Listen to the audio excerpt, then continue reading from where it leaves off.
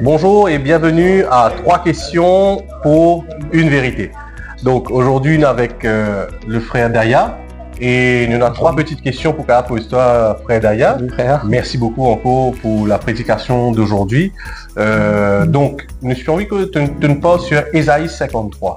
Qui t'inspire toi un peu pour nos appels là? Et l'Ésaïe, c'est le livre même. Le livre d'Ésaïe qui parle sur Jésus-Christ. D'accord.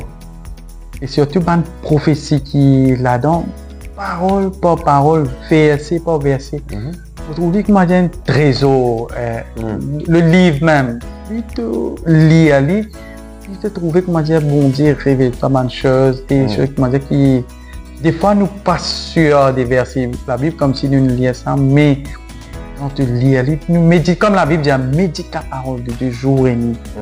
Nous trouvons qui se nous apprendre des choses, comment dire, nous comprend des choses plus. Surtout Ésaïe 53, c'est sur la mort de Jésus. D'accord. Et du coup, tu as une cause aussi, tu as dit qu'Ésaïe, le livre en lui-même, c'est un peu comme l'évangile de l'Ancien Testament. Il y a une raison pour cela?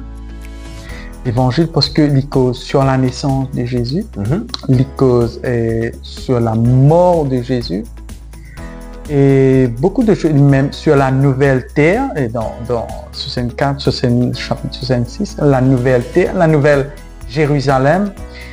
En tout, si jamais nous pas un récit, il y a même la Bible, il y a Ésaïe, et dans la création, et dans tous les résultats. Comme la Bible dit, c'est toujours un trésor. Pour nous, il y a un plaisir. C'est mon courage, tout le monde. Chacun qui est content, il y a ce psaume, il commence par les psaumes, et les proverbes, les évangiles, même Ésaïe, nous tombe amoureux de la parole, oui, à travers Ésaïe. L'amour de la parole de Jésus même. D'accord. Et donc, du coup, tu as une cause ici, nous connaissons, tu as une parole de lit. Ésaïe, c'est un livre prophétique, un prophète majeur. Et donc, du coup, comment une prophétie, d'une certaine façon, est capable d'aider nous aujourd'hui? Et qui est une grande prophétie qui restait à développer ou à arriver éventuellement pour nous chrétiens qui vivent dans le 21e siècle?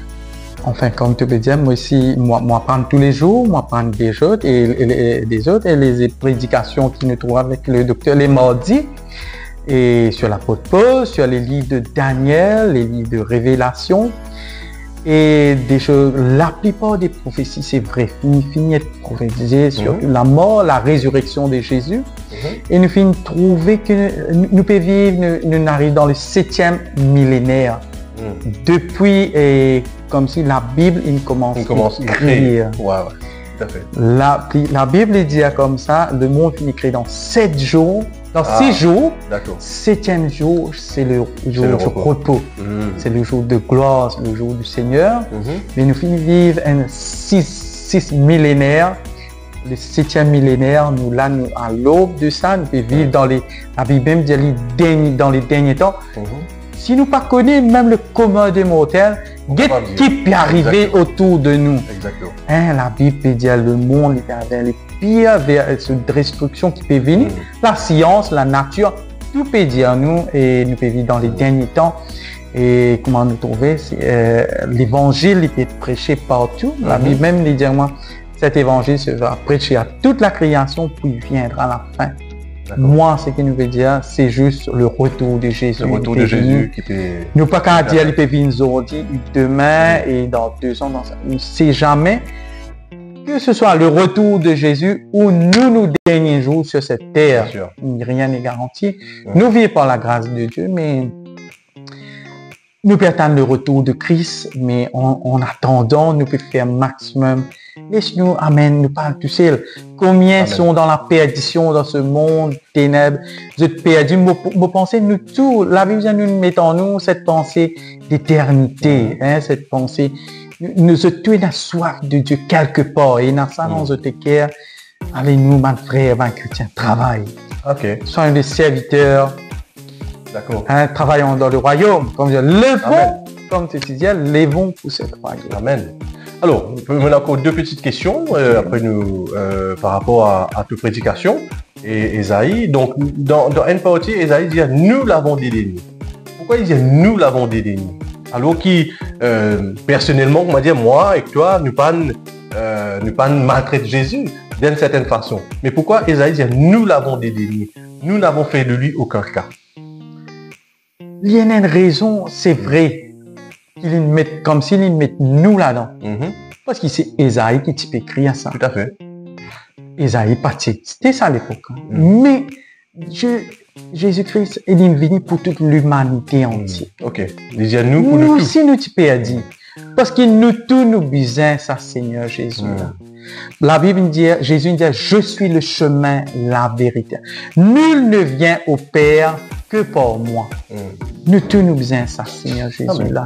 Nous pas qu'à dire nous pas besoin le salut. Jésus-Christ est venu pour ceux qui sont perdus. Nous aussi nous sommes perdus, nous aussi nous sommes privés de la gloire de Dieu. La grâce est là, Jésus est là. Nous sommes là, nous sommes vivants à cause de nos péchés, nos transgressions, nos maladies, comme dans 1 Pierre 2,24 dit, ce sont nos péchés qui nous portent. Nous sommes là-bas. Comme si nous gardions nous-mêmes qui disaient crucifié Jésus, il est mort pour nous. C'était prophétique. Il englobe le monde, en fait, en disant nous. Justement.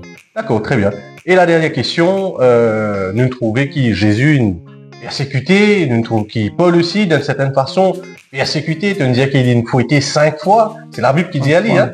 Et il est maltraité, il a un piège, il tue des dizaines de fois. Comment aujourd'hui le chrétien capable de continuer à servir le Seigneur, sachant qu'il peut être persécuté, et comment il est capable de persévérer jusqu'à la fin? C'est une bonne question. C'est un chrétien. La Bible, dans l'Apocalypse, Dieu fait